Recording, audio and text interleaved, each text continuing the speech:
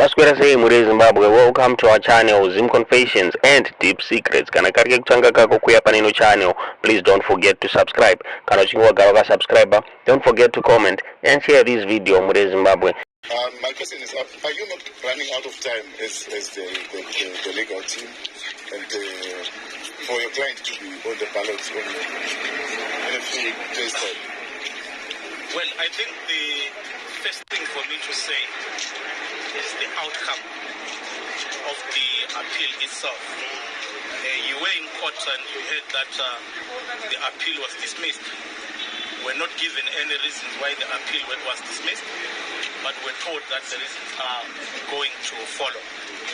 But as a prelude to whatever that I'm going to say, I must mention that as a nation, we are on an eve of constitutional and electoral crisis, because we have the apex court, which is the constitutional court, and we have received instructions immediately from our client to take up the next available step in order to make sure that he remains on the ballot papers.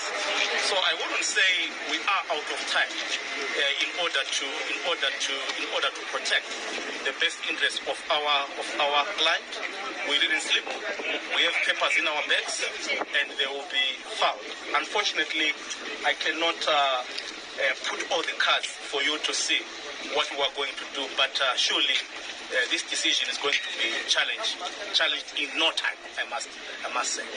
And the court has ruled that they will provide the reasons for their decision, and you definitely need those reasons for you to lodge.